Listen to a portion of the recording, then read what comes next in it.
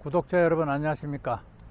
사실은 저희가 그 시니어 채널인데 요즘 필리핀하고 뭐 캄보디아 뭐 이런 데서 주로 이제 이슈가 되는 게 이제 캄보디아죠. 그렇게 해가지고 보이스 피싱이라든지 한국 사람들이 구금돼 있는 거에 대해서 긴급 발언할 게 있어서 특별 편성으로 다시 촬영을 하고 있습니다. 지금 보면 말이죠, 이런 문제들이 사실은 10여 년 전부터 있었어요. 그래가지고 뭐 예전에도 그런 그 중국 그 범죄 집단 애들이 그 중국 공안들이 데리고 가서 뭐 중국으로 강제로 끌고 가가지고 그 재판을 해서 전부 전원 11명을 사형을 시켰던 적이 있었는데, 그러고 나서 또 잠잠해진가 했더니 캄보디아에 완전히 범죄 집단들이 그냥 막 우후죽순으로 생겨가지고 걔네들이 지금 한국 사람만 불러들이는 게 아닙니다. 여러분 아시겠지만은 뭐 필리핀 애들도 부르고 뭐 싱가포르 뭐 홍콩 이런 데서 전부 해가지고 홍콩 사람들이 끌려왔어. 걔네들은 홍콩 사람들한테 이제 그런 것들을 하는 겁니다. 보이스 피싱도 하고 로맨스 피싱도 하고 뭐 코인 사기도 하고 뭐 투자라든지 뭐 이런 거에 하라고. 그런데 이거를 자세히 보면 말이죠, 걔네들이 모토로 그러니까 그 출구로 삼고 있는 게 그 앱사이트입니다. 데이트 앱사이트. 그래서 중년들이나 남자들, 혼자 싱글로 있는 사람들한테 접근을 해서 마치 자기가 여자인 척 해가지고 뭐 틴더나 뭐 이런 그런 사이트에서 사진들을 긁어다가, 아니면 인스타그램에서 사진들 긁어다가 자기인 척 해가지고 하고, 뭐 거기 들어가 보면 사이트에 보면은 굉장히 많죠. 그런 것들이 여러분들도 경험을 하셨을 거예요. 만약에 그런 데를 봤으면.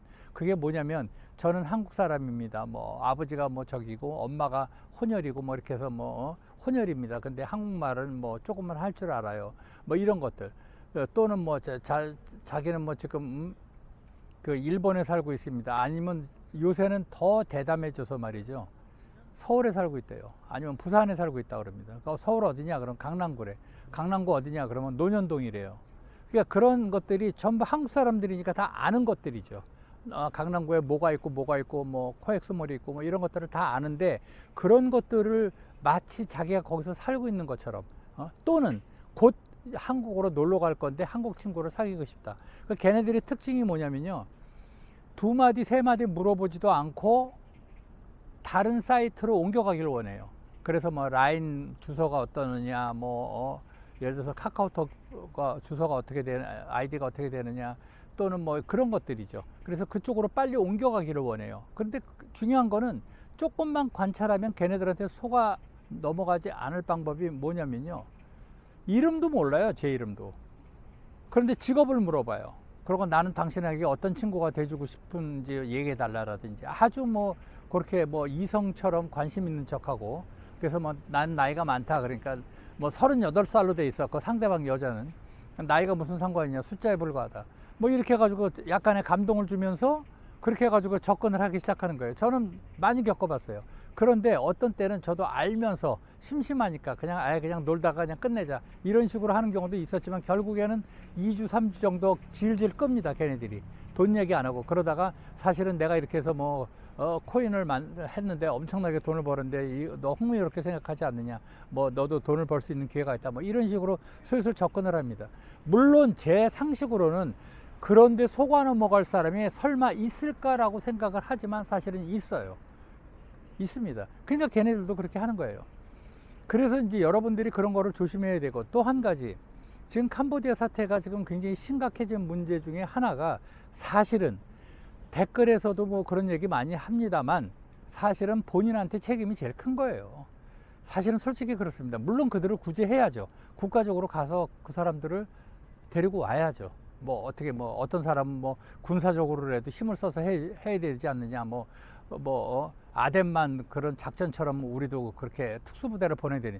아덴만은요 공해상이에요. 거기는 아무 나라나 다 자기가 권력 행사를 할 수 있는 공해상이란 말이죠.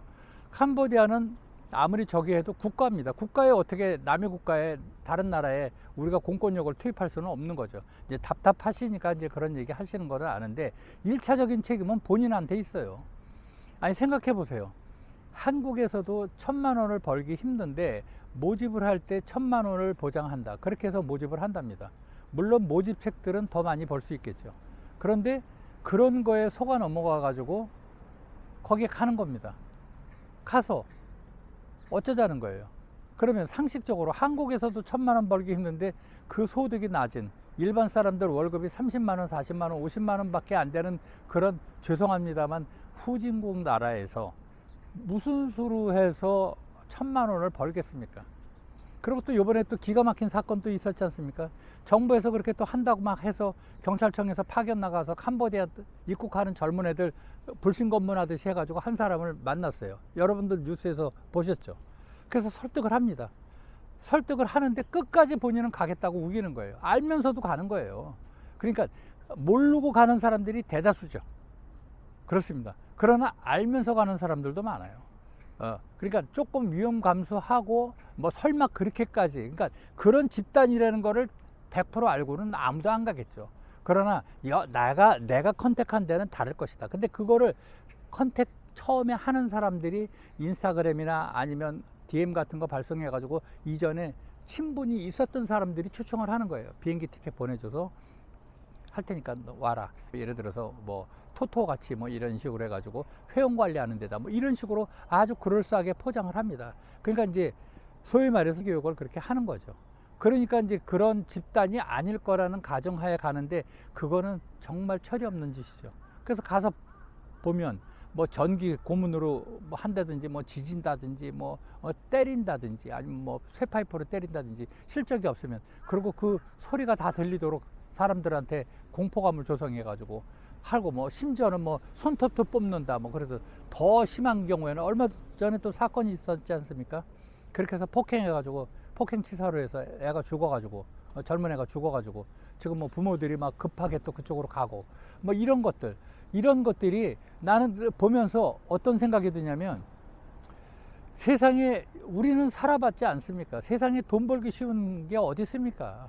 근데 젊은 친구들은 그런 경험도 많이 부족하고, 또 혹시나 외국 나간다는 들뜬 마음에 가가지고 공항 가면 그냥 바로 그 자리에서 그냥 바로 납치, 뭐 하루 관광 시켜주고 뭐 조금 뭐 5성급 호텔에 데리고 있다가 서서히 데리고 가는 게 아니고, 나 우리가 픽업 나와서 그래서 편말 들고 와가지고 그냥 바로 그냥 단지로 들어가면, 그 단지 보셨잖아요.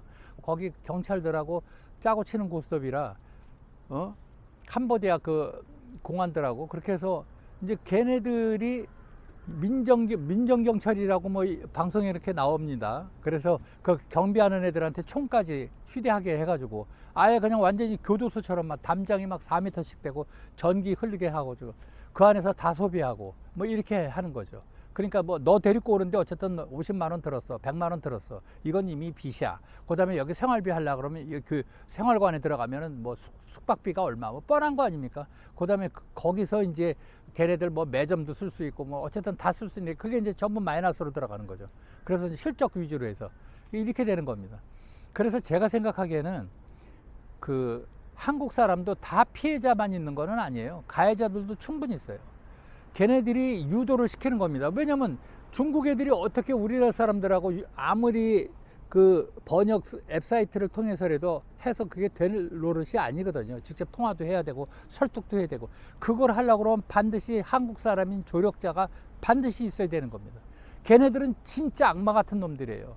한국 사람들이 거기 가서 얼마나 비참하게 그런 생활과 그런 환경에 놓일 거를 알면서 무슨 그렇게 지가 팔자를 고친다고 그걸 뻔히 알면서 그 수많은 한국 사람들을 그렇게 유인해 가지고 그렇게 해서, 그거는요 인신매매예요. 인신매매.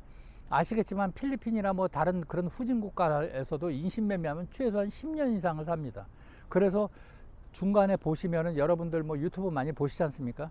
그래서 각국에 있지 않습니까? 베트남 뭐 라오스에 뭐 결혼 중매 뭐 이런 거 있지 않습니까? 그거 잘못하면요 거기서는 인정을 안 해요. 그게 결혼 중매로 안 하고 인신매매로 인정을 합니다. 여러분들 아시겠지만. 그래서 중형이 내려져요. 근데 우리나라가 문제가 뭐냐면 법이 너무 약해. 그러다 보니까 그런 거를 우습게 생각하는 거야. 그냥 10년씩 때리고 막 15년씩 때리고 그렇게 하면 누가 감히 하겠습니까 그거를. 그래서 그런 것들도 문제가 있고, 어쨌든 주위에서 우리가 그런 거를 관찰을 해야 됩니다. 그래서 주위에서 지금 캄보디아뿐만이 아니에요. 사실은 동남아가 다 소굴이에요. 소굴. 뭐 라오스도 있고 태국도 있고 뭐 베트남도 있고, 뭐 뉴스에 보니까 뭐 짐 싸가지고 야반 도주하지 않습니까? 걔네들이 어디로 가요? 다 라오스나 뭐 태국으로 다 지금 흡수가 됐어요 이미. 그러니까 장소가 캄보디아가 아니고 나는 태국이야, 나는 라오스야, 나는 미얀마야. 그거 중요한 거 아니에요. 걔네들은 아무 때나 그렇게 해서 옮길 수가 있기 때문에 위험도는 어느 나라든 마찬가지다. 그래서 일단은 혹시 이 프로그램을 보시는 그 젊은 층들은 각별하게 조심을 하시고, 또 우리 기성세대들이 관찰을 많이 해서 주위의 친구들, 자식들이나 아니면 내 자식들이 혹시 그런데 꾀임에 빠져가지고 그렇게 하지 않도록 우리가 다 같이 좀 신경을 써야 될 것 같습니다. 그래서 다시는 이런 일이 생기지 않고, 그 다음에 가해자인 그 한국 사람들, 모집책들, 걔네들은 정말 중용으로 다스려야 돼요. 예전에 얼마 전에 무슨 뭐 저거 했었지 않습니까? 뭐 어린애들 뭐 성착취해 가지고 무슨 뭐 박사방행이 뭐 어쩌고 저쩌고 뭐 그런 애들도 정말 천인공노할 놈들이지만, 지금 이 모집책 이런 애들도 정말 장난이 아닌 거예요. 얘네들도 진짜 인면수심이에요, 인면수심. 진짜 어떻게 걔네들이 가서 어떤 상황에 처해질지 뻔히 알면서 그거를 어떻게 걔네들이 그러고 잠이 올까요? 도대체 같은 한국 사람들은 그렇게 그런 악의 구렁텅이로 빠뜨려 가지고 자기네들이 돈을 한 달에 2천만 원 번다 칩시다. 그거 지네들이 인생을 바꿀 수도 없는 돈인데 저는 이해가 안 갑니다. 어쨌든 그래서 요번에 그런 그 캄보디아 사태로 인해 가지고 그 뭐 정부에서도 뭐 최선을 다하고 경찰 쪽에서도 최선을 다하겠지만, 우리 국민들이 가장 중요한 건 관심을 갖고 계속 이거를 이슈화해서 앞으로 이런 문제가 생기지 않도록 정말 각별히 조심을 해야 되겠습니다. 그 다음에 다시 말씀드리지만, 여기에 참여했던 그 범죄에 가담했던 가해자들, 그런 한국인들은 정말 정확히 가려내서 다시는 이런 일에 휩쓸리지 않도록, 이런 범죄에 가담하지 않도록 국가적으로 진짜로 엄벌로 내려서 엄벌을 처해 가지고 이런 일이 다시는 생기지 않도록 해야 될 것 같습니다. 자, 오늘은 긴급 편성으로 캄보디아 사태에 대해서 말씀드렸습니다. 다음 시간에 또 말씀드리겠습니다.